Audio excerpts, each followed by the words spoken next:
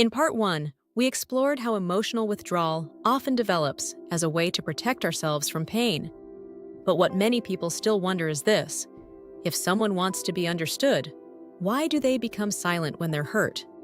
The answer often lies in what happens inside the brain and body during emotionally difficult moments. Many people who withdraw emotionally that describe a frustrating experience. They are clear about what they want to say. They've replayed the situation in their mind and thought through every detail. But when the moment comes to speak, the words seem to disappear. Their throat tightens, their chest feels heavy.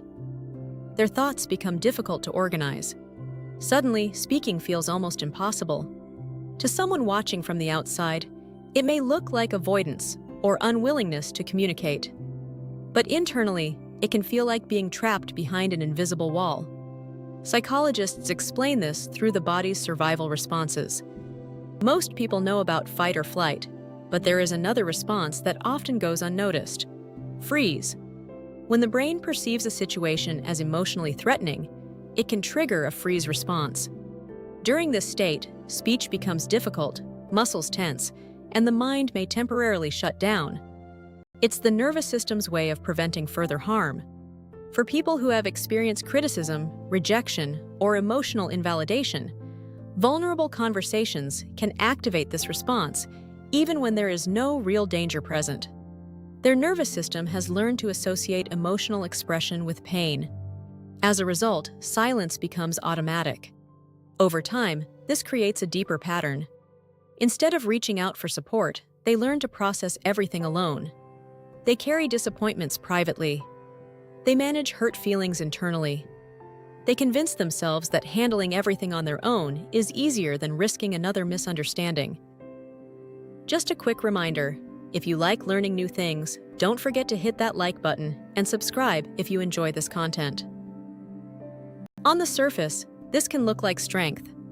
These individuals often appear calm, independent, and emotionally self-sufficient. They rarely create drama and seldom ask others for reassurance. But there is a hidden cost to that independence. Every painful experience gets carried alone. Every emotional burden remains internal. Instead of sharing their struggles, they absorb them. Over the years, this can lead to emotional isolation. One of the most painful aspects of emotional withdrawal is the contradiction it creates. People who go silent are often not trying to push others away. In fact, many of them deeply want connection. They want to feel understood. They want relationships built on trust. They want someone who truly sees what they're feeling. But the strategy they use to protect themselves often works against those desires. When they feel hurt, they become quiet. When they feel misunderstood, they retreat inward. When conflict arises, they withdraw instead of explaining. From their perspective, silence feels safer. It prevents arguments. It reduces the risk of saying the wrong thing. It protects vulnerable emotions from criticism. But from the outside, that same silence can look completely different. Friends may see distance. Partners may interpret it as emotional coldness. Family members may assume the person simply doesn't care. And this is where the real problem begins. The more someone withdraws to avoid pain, the more disconnected they can appear. The more disconnected they appear, the less likely others are to understand what they're experiencing. What started as protection slowly becomes a barrier. This is why emotionally withdrawn people are so often misunderstood. Their silence is frequently mistaken for a lack of emotion, when the opposite is usually true. Many of these individuals feel things very deeply. They notice subtle changes in tone. They pick up on tension others miss. They spend hours reflecting on conversations and relationships. The issue isn't that they don't care. The issue is that they've learned not to show how much they care. The good news is that these patterns are not permanent. Healing rarely begins with pressure. Telling someone to just open up often strengthens the fears that created the silence in the first place.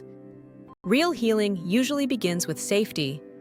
When someone experiences a conversation where they feel genuinely heard, something starts to change.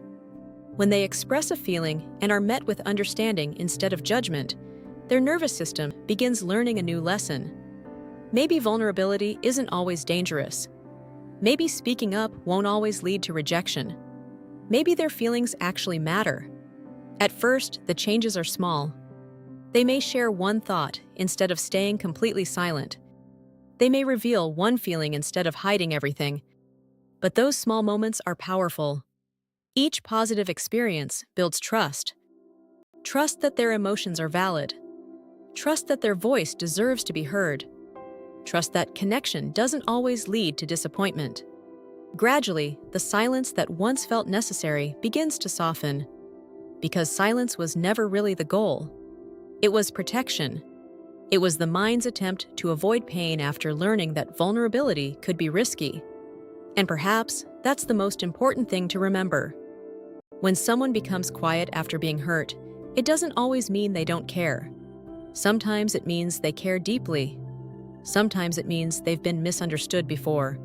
Sometimes it means they're protecting parts of themselves that have been wounded in the past. Behind that silence may be a person who wants connection just as much as anyone else. Someone waiting for proof that their feelings are safe, their voice matters, and their vulnerability will be met with understanding rather than judgment. Because when safety replaces fear, something remarkable happens. The silence that once protected them slowly begins to transform into connection. If this message resonated with you, remember that you're not alone. Many people carry the same pattern in silence. And sometimes, understanding it is the first step toward healing it. If you found this video meaningful and interesting, drop a comment below and share your experience. Please don't forget to like, subscribe, and share it with someone who might find this content useful. And as always, thank you for listening, and we'll see you next time.